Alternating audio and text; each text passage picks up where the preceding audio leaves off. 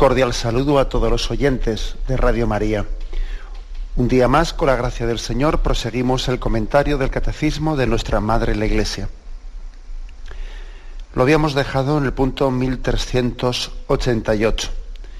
Estábamos explicando las debidas disposiciones para comulgar, cuáles son las normas también de la Iglesia sobre el ayuno eucarístico, etc.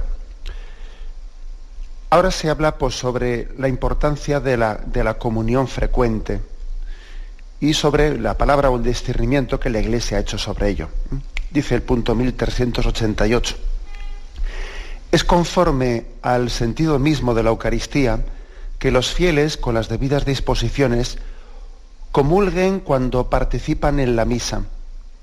Se recomienda especialmente la participación más perfecta en la misa, recibiendo los fieles después de la comunión del sacerdote del mismo sacrificio, el cuerpo del Señor.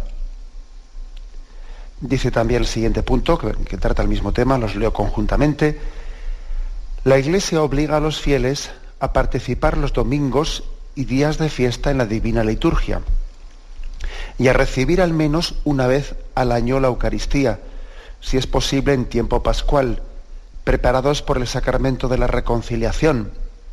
Pero la Iglesia recomienda vivamente a los fieles recibir la Santa Eucaristía los domingos y los días de fiesta, o con más frecuencia aún, incluso todos los días. Bueno, varias cuestiones. Una primera, la que hemos escuchado en este último punto, la del precepto dominical. La Iglesia obliga a los fieles a participar los domingos y días de fiesta en la Divina Liturgia. Es frecuente que a veces nos formulemos la siguiente pregunta, ¿no? La pregunta de decir, bueno, ¿qué sentido tiene el que exista, un precepto de asistir a misa? Es decir, eso, ¿cómo se puede obligar bajo un precepto a un acto de devoción? A mí, por lo menos, con frecuencia, bueno, igual no exactamente con estas mismas palabras, ¿no? Pero con frecuencia he escuchado yo esa pega, o esa dificultad. Bueno, ¿cómo es posible que la Iglesia obligue, ponga una norma para hacer un acto de devoción? Bueno, la devoción tiene que salir espontáneamente, ¿no? Tiene que salir espontáneamente de ti. ¿Cómo se te puede obligar a tener devoción? Bueno, yo creo que la respuesta a esta objeción, pues yo creo que hay que encauzarla por el siguiente lugar. Es decir, solamente el tercer mandamiento de santificarás las fiestas, que la Iglesia ha concretado en un mandamiento en el que se nos pide el precepto dominical, la asistencia todos los domingos y días de guardar a la Santa Misa, ese tercer mandamiento solamente se entiende como una concreción del primero. El primer mandamiento es: amarás al Señor tu Dios con todo tu corazón, con toda tu mente. Y por cierto, alguien podría decir, ¿y cómo se puede mandar amar? Es que no es contradictorio eso de que el amor pueda ser objeto de un mandamiento. El amor tiene que brotar espontáneamente de la persona, etcétera, etcétera. Eso no puede ser mandado. Eso tiene que ser algo espontáneo. Bien, fijémonos que todo este tipo de dificultades parten porque tenemos un concepto de amor bastante romántico, deudor de una concepción romántica sentimentalista. Estamos casi confundiendo amor con un sentimentalismo, pues muy superficial. Claro, si el concepto de amor es meramente un amor romántico, sentimental, que es casi un impulso incontrolable, pues claro, entonces ¿cómo se puede mandar a amar? Es imposible, porque eso es un impulso que está fuera de la posibilidad de ser controlado por la voluntad. Ya, pero es que eso es falso. El verdadero concepto de amor no es ese amor romántico, un impulso, no. El verdadero concepto de amor es otro. Para empezar, cayendo en cuenta de que nosotros nunca hemos llevado la iniciativa en el amor, que es Dios el que la ha llevado. No sois vosotros los que me habéis elegido a mí, soy yo el que os he elegido a vosotros. El amor es una respuesta a la vocación que Dios nos ha dado. El amor es una respuesta al amor de Dios personal y concreto para cada uno de nosotros. La palabra amor, pues, no hay que entenderla en el sentido romántico, sentimental, sino la palabra amor quizás tenemos casi que identificarlo como un sinónimo de entrega. Dios nos ha amado entregándose por nosotros. Por lo tanto, ser sensible hacia el amor de Dios es responder al amor con el amor, a la entrega con la entrega. Y decía yo que el tercer mandamiento, el de santificar las fiestas, y en concreto esa forma que ha tenido la Iglesia de concretar, de encauzar, santificar las fiestas diciendo que se haga asistiendo los domingos a misa, etcétera, no es sino un mínimo, una especie de señal en el camino, como un semáforo, un semáforo que se enciende y se pone rojo cuando pues uno no es capaz de responder al amor de Dios con algo proporcional en su respuesta de amor. Es decir, si Dios te ama apasionadamente, si Dios se entrega por ti, si tiene una locura de amor capaz de quedarse en la Eucaristía bajo las especies del pan y el vino, si se queda y se entrega por ti, el hecho de que a ti te cueste o no tengas la motivación suficiente, ¿no?, de asistir a la Santa Misa con una gratitud inmensa para recibir ese amor de Dios, si resulta que no tienes ese mínimo de asistencia semanal los domingos, pues sencillamente se enciende una luz roja, ¿no? Una luz roja que dice, te falta amor, no eres sensible, no has recibido el don de Dios, no eres consciente de que has sido amado gratuitamente por Dios.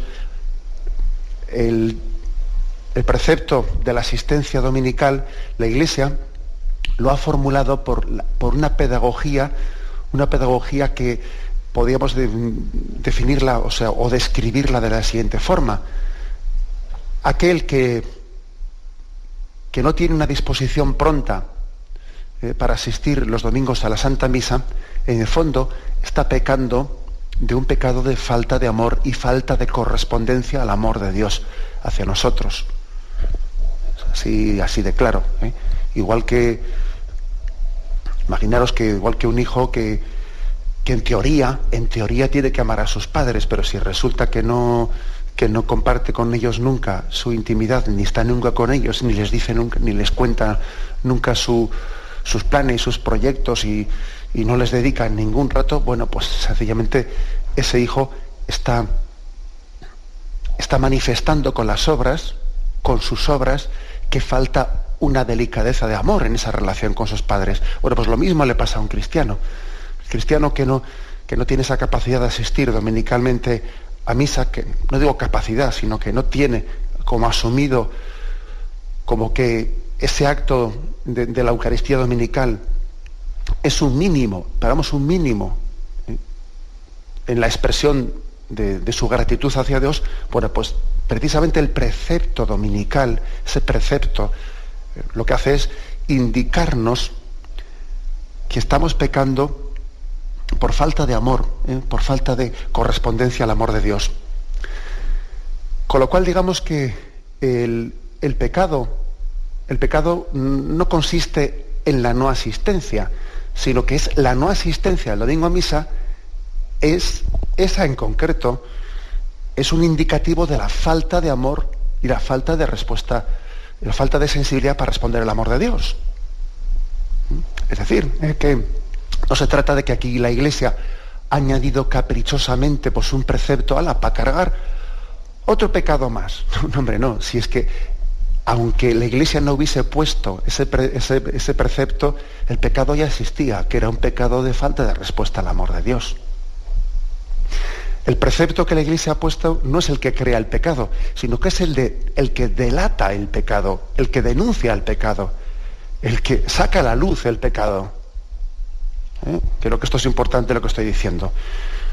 No es que la Iglesia ha puesto un precepto ahí y mira, ahora aquí, porque si a la Iglesia se le ha ocurrido poner el precepto dominical, venga, aquí haciéndonos pecar. Que no, si tú ya estabas pecando aunque ese precepto no existiese, porque el pecado de falta de correspondencia al amor de Dios, tú lo tenías. Lo que pasa es que ese semáforo que te han puesto ahí, lo que hace es encenderse y ponerse en rojo. Y da gracias a Dios que ese semáforo está puesto para que tú consideres, es un precepto que evidentemente tiene una función pedagógica.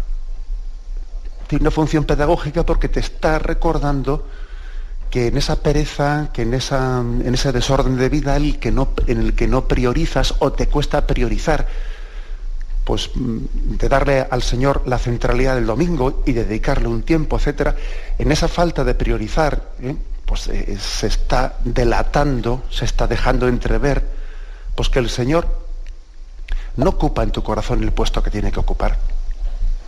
Entonces, digo esto para responder a esa dificultad que suele establecerse, ¿no? Pero bueno, ¿cómo se puede mandar, cómo se puede hacer un precepto de la devoción?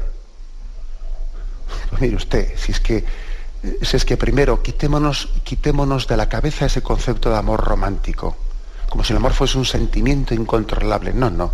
El amor es sinónimo a la entrega de nuestra vida.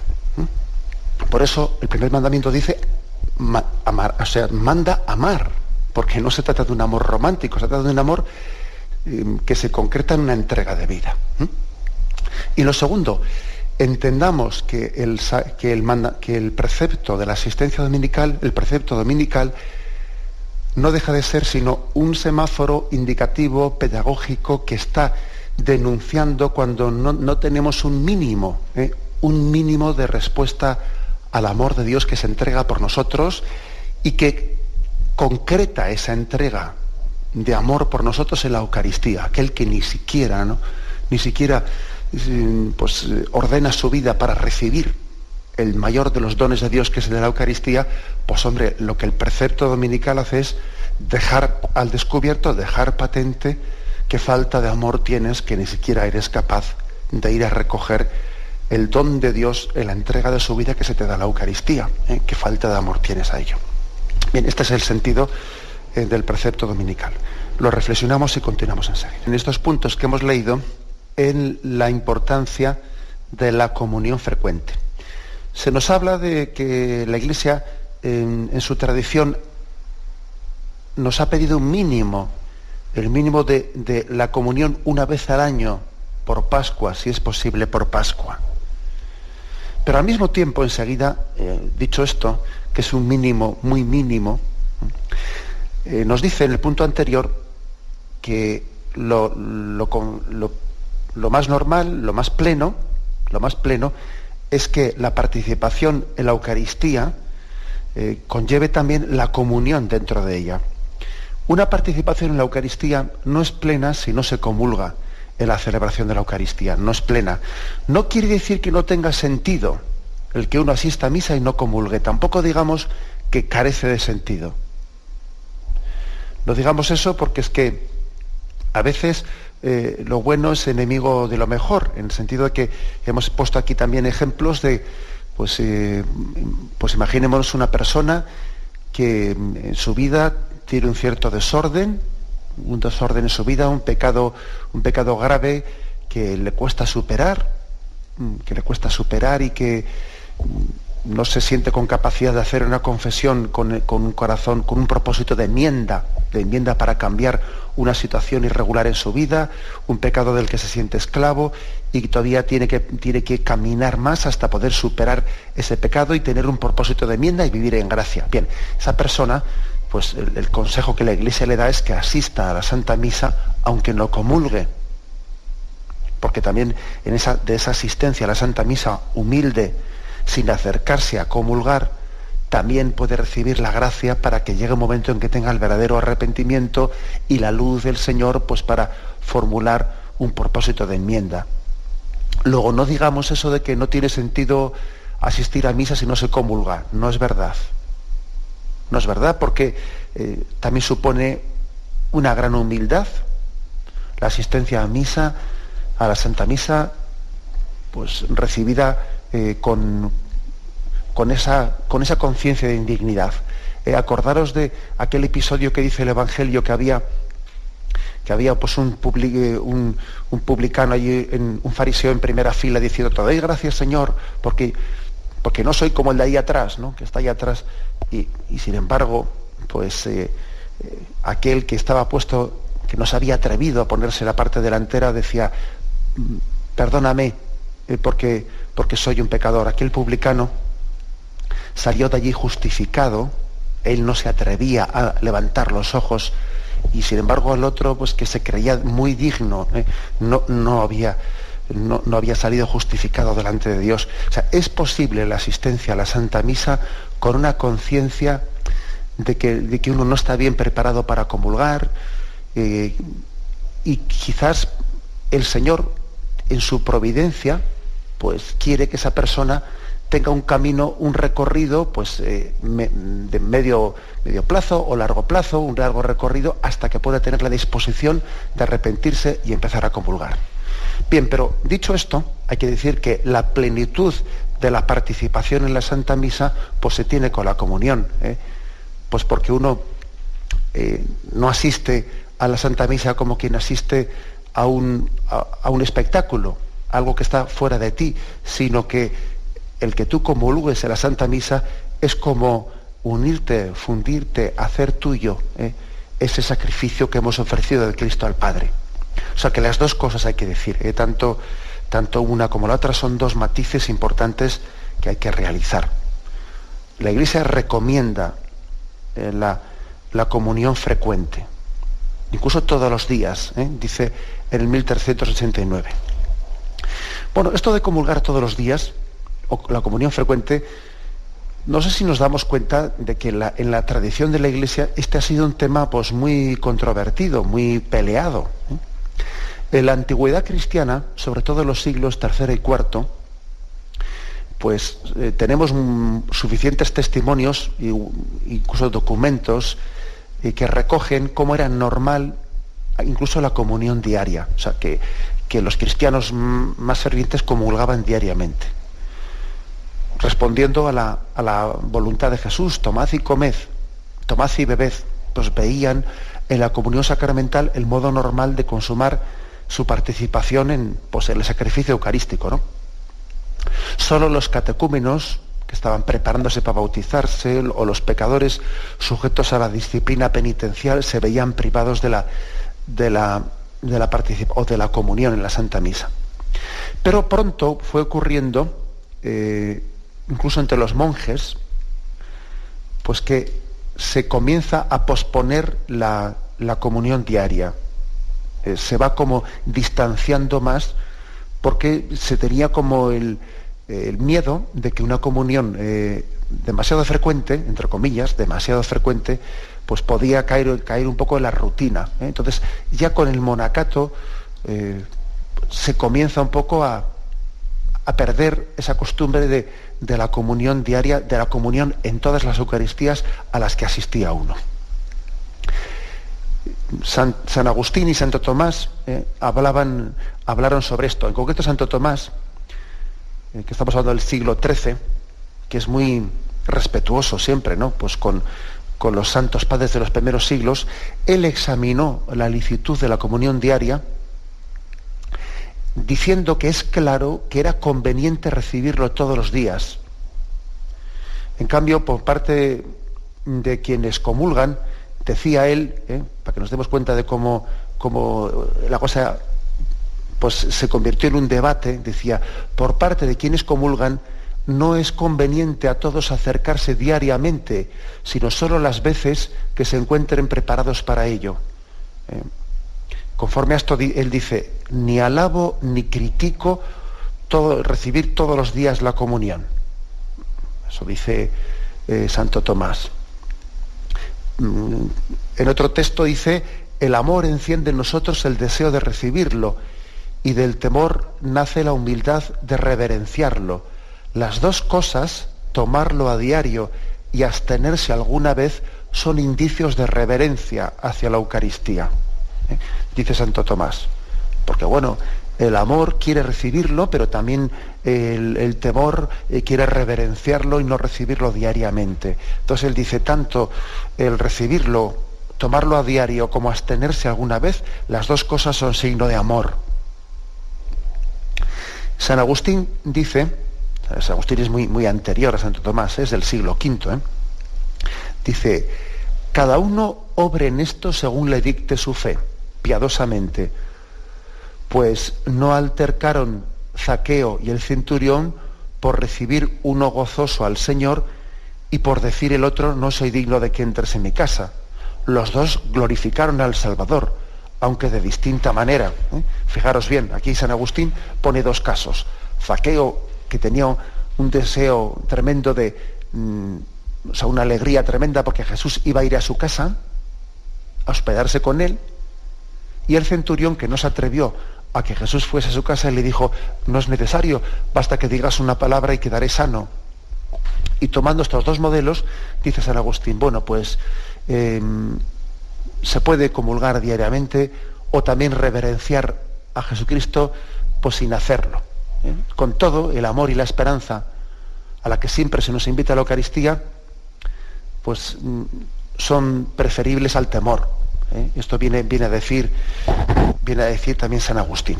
O sea que, como veis, nosotros nos hemos acostumbrado a la comunión diaria, pero es que la tradición de la Iglesia, esto ha sido muy reflexionado.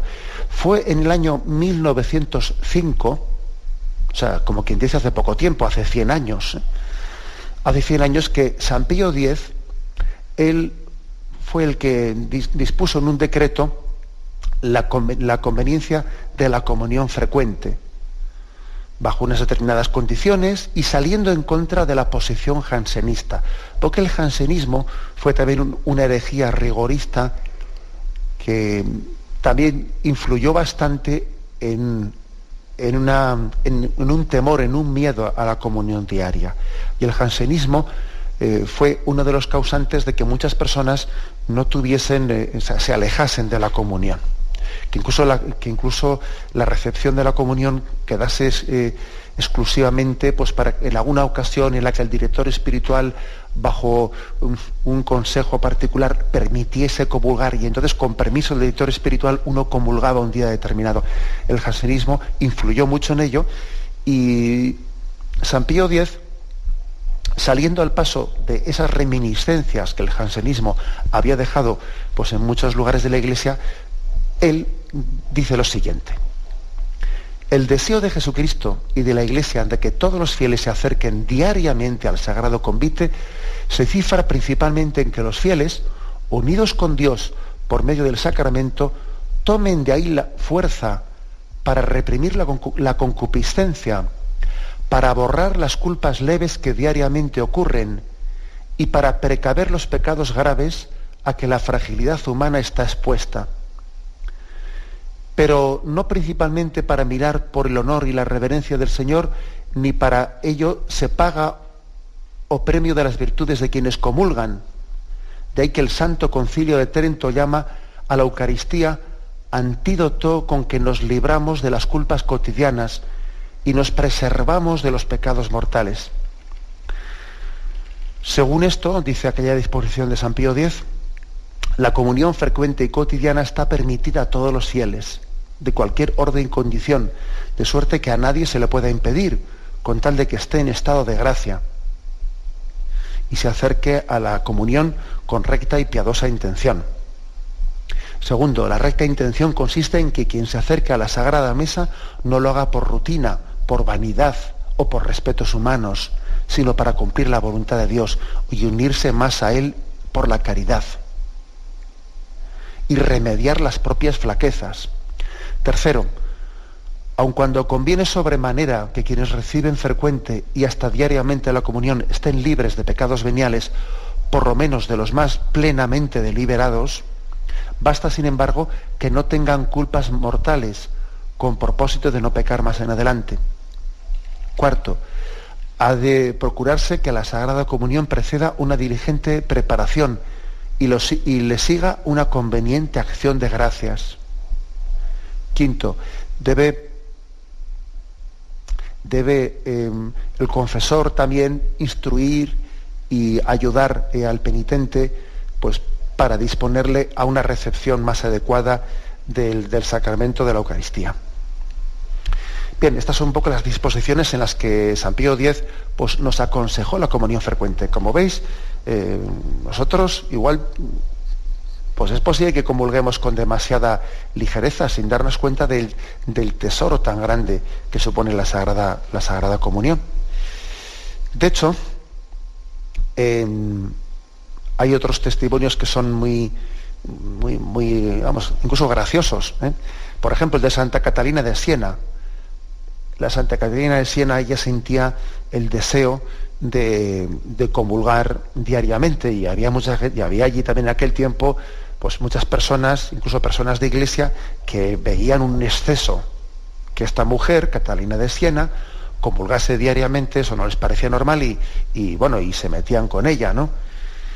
Y fue graciosa la respuesta de Santa Catalina de Siena, a la que le dijeron que San Agustín no alababa, pero tampoco vituperaba el comulgar cada día, ¿no? Que había que tomar una postura intermedia, sin exagerar ni por un lado ni por el otro. Y ella dice: pues bien, puesto que San Agustín no lo reprueba, os ruego que tampoco lo reprobéis vosotros, y eso me basta, dejadme en paz, ¿eh? O sea, que cuando le decían que San Agustín ni reprobaba la comunión diaria, pero tampoco la alababa, entonces dice: bueno, pues si no la reprueba, dejadme en paz, yo voy a comulgar diariamente, ¿eh? Es curiosa la salida de Santa Catalina de Siena, que se ve que era una mujer que tenía bigotes, como se dice. Bueno, también hay otros testimonios que llaman la atención, y es, por ejemplo, cuando la Iglesia y los 12 apóstoles de América, los franciscanos, los primeros franciscanos que llegaron para evangelizar América, que al comienzo no se atrevían a dar la comunión frecuentemente, diariamente, a los naturales del lugar, a los indios, pues pensando, bueno, es que en España la gente tampoco se atreve a comulgar diariamente, aquí parece que los indios tampoco tienen una formación, les falta cultura, les falta capacidad de... Pues fijaros, hubo un dominico, Fray Julián Garcés, que escribió al Papa Paulo III sobre este aspecto, y el Papa mandó que no se les negase la comunión diaria a esos indios, sino que fuesen admitidos como los demás cristianos. Y esta misma norma fue acordada en 1539 por el primer concilio celebrado en México. O sea, quiero decir que nos demos cuenta que valoremos mucho la comunión diaria, los que la recibimos así, que la valoremos mucho, porque es que ha supuesto un proceso grande de reflexión dentro de la Iglesia, pues el convencernos de que podemos acercarnos a recibir la Eucaristía dominicalmente, incluso hasta diariamente, pues sin que ello suponga un pecado de falta de respeto, sin que ello suponga una trivialización o un caer en la rutina. O sea, es decir, la Iglesia ha reflexionado mucho y ha ido dando consejos hasta facilitarnos tanto como hoy en día se nos facilita, pues el recurso a la comunión dominical y a la comunión diaria. Apreciemos lo que tantos santos suspiraban y no tuvieron.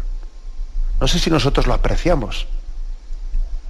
Allí estaba Santa Teresa de Jesús y otros santos luchando y peleando porque el confesor les permitiese en determinada fiesta poder comulgar, etcétera, y nosotros igual lo podemos hacer diariamente y no sé si lo apreciamos. Es que es curioso. Tenemos tesoros de gracia que casi nos parece como que es absolutamente normal, que está casi como si fuese un derecho del católico, cuando es una gran gracia inmerecida la que se nos está ofreciendo. Bien, tenemos un momento de reflexión y continuamos. El punto 1390, con el que termina pues esta explicación sobre pues estas normas de cómo acercarse a la comunión, dice: Gracias a la presencia sacramental de Cristo bajo cada una de las especies, la comunión bajo la sola especie del pan ya hace que se reciba todo el fruto de gracia propio de la Eucaristía. Por razones pastorales, esta manera de comulgar se ha establecido legítimamente como la más habitual en el rito latino. La comunión tiene una expresión más plena por razón del signo cuando se hace bajo las dos especies, ya que en esta forma es donde más perfectamente se manifiesta el signo del banquete eucarístico. Es la forma habitual de comulgar en los ritos orientales. Bueno, aquí la afirmación de grado doctrinal es la siguiente, que aunque uno comulgue únicamente bajo una de las especies, en concreto nosotros bajo la especie del pan, comulga al Cristo entero. No tenemos que pensar pues, que la especie del pan y la especie del vino dividen a Jesucristo. No, es el mismo Cristo, cuerpo, alma y divinidad. Cuerpo, alma y divinidad, el que se recibe bajo cada una de las especies eucarísticas. Por razones pastorales, en el rito latino, pues se ha establecido que la comunión frecuente es únicamente bajo la especie del pan. Hay que reconocer que es bastante más complicado pues, dar la comunión en las dos especies. En los ritos orientales, pues se ha mantenido la comunión bajo las dos especies, por lo menos con mucha mayor frecuencia, incluso casi siempre. Bueno, creo que es de suponer que también esta diferencia práctica, pues también puede tener una explicación pues muy coyuntural, ¿no? Como que es el hecho de que en los ritos orientales, en estos ritos orientales, el número de católicos es inferior. Son comunidades más pequeñas y en su liturgia pues también se pueden fácilmente permitir dar la comunión en las dos especies. Entre nosotros a veces las asambleas eucarísticas son muy masivas y es muy difícil poder dar la comunión bajo las dos especies. En cualquier caso, también nosotros tenemos unas disposiciones que nos habla de pues, la conveniencia o el permiso de dar en algunas ocasiones la comunión bajo las dos especies. En la ordenación general del misal romano habla de este tema, en concreto el punto 283 dice: se permite la comunión bajo las dos especies, además de los casos expuestos en los libros rituales, a los sacerdotes que no pueden celebrar o concelebrar en la misa. Por ejemplo, un sacerdote que está asistiendo a la misa y él no puede celebrar en ella. Al diácono y a los demás que cumplen algún oficio en la misa, a los miembros de las comunidades en la misa conventual o en aquella que se llama de comunidad, a los alumnos de los seminarios, a todos los que se hallan realizando ejercicios espirituales o participan en alguna reunión espiritual o pastoral. El obispo diocesano puede establecer normas para su diócesis sobre la comunión bajo las dos especies, que habrán de observarse también en las iglesias de religiosas y en las pequeñas comunidades. Se concede al obispo la facultad de permitir la comunión bajo las dos especies cada vez que al sacerdote a quien se le ha confiado una comunidad como su propio pastor le parezca oportuno, siempre que los fieles hayan sido instruidos y se excluya todo peligro de profanación del sacramento o el rito resulte más complejo debido al número elevado de los participantes. Las conferencias de los obispos pueden dictar normas con el reconocimiento de la sede apostólica sobre el modo de distribuir la comunión a los fieles bajo las dos especies. Bien, y en concreto además pues la Conferencia Episcopal Española en la última sesión o plenaria pues que hemos mantenido recientemente ha tratado este tema y allí se han también aprobado algunas circunstancias más en las que se puede recibir la comunión bajo las dos especies. Es una aprobación que se ha hecho en la última plenaria, aunque está pendiente pues, de que sea ratificada después por la Santa Sede. pero dice expresamente entre las normativas que sean, entre estos casos que han sido aprobados y están pendientes de esa ratificación, en esta última plenaria se extendía también esto, diciendo se puede dar la comunión bajo las dos especies a los padres y padrinos de los neopresbíteros en la primera misa de su hijo, a los padres y padrinos en la misa de la profesión religiosa o de especial consagración de sus hijos, a los padres padrinos del catecúmeno que se va a bautizar y a sus catequistas, a los catequistas también en las misas en las que se confieren los sacramentos de la iniciación cristiana. Bien, bueno, pues ya creo que ya veis un poco el sentido o el talante. Incluso también se decía, también sería conveniente, con la oportuna catequesis previa y garantizadas la dignidad y el decoro en la distribución, el dar la comunión bajo las dos especies a todos los fieles debidamente dispuestos que lo deseen en la misa del Jueves Santo, y en la vigilia pascual. Incluso es una norma, una excepción también que la Conferencia Episcopal ha propuesto para todos los fieles el día del Jueves Santo y el día de la vigilia pascual. Siempre, como dice, siempre y cuando sea posible por decoro, etc. También se dice expresamente que la forma habitual para distribuir la Sagrada Comunión cuando es bajo las dos especies sea por intinción. Lo leo. Sobre el modo de comulgar, cuando se dé la comunión bajo las dos especies, será preferentemente por intinción, sobre todo si los que van a comulgar son muy numerosos, pues porque puede ser pues un cierto desorden, pues el que se comulgue cogiendo cada uno el cáliz cuando son muy numerosas las personas. Sí que es verdad que a los novios, a los nuevos esposos en el sacramento del matrimonio, el sacerdote les da el cáliz en la mano, la sangre de Cristo, y les entrega el cáliz. Pero lo que dice aquí es que especialmente cuando son muy numerosos los que van a comulgar en las dos especies, pues que es conveniente, lo adecuado es comulgar por intinción, y lógicamente se comulga en la boca, claro. Cuando se comulga por intinción, habiendo introducido el cuerpo de Cristo en el cáliz, habiéndolo mojado, pues lógicamente se comulga en la boca y no en la mano. ¿Cuál es el motivo de que en algunas ocasiones, como hemos leído aquí, que en algunas ocasiones se ofrezca la comunión bajo las dos especies? Como hemos dicho, no porque Cristo esté más ahí y esté menos si se recibe únicamente bajo una especie, no, porque se recibe tanto de una forma como de otra al mismo Cristo, a su persona, es decir, cuerpo, alma y divinidad, como tradicionalmente se explica, matizándolo teológicamente, se recibe la persona.